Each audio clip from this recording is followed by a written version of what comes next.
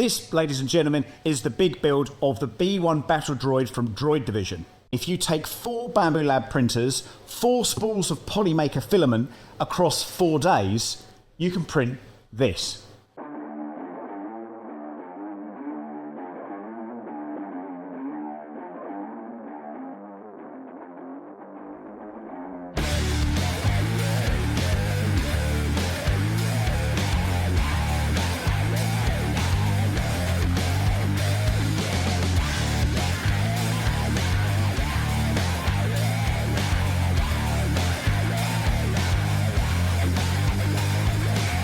Let's start with the feet. Basically, when you start printing these files, you've got a left and you've got a right.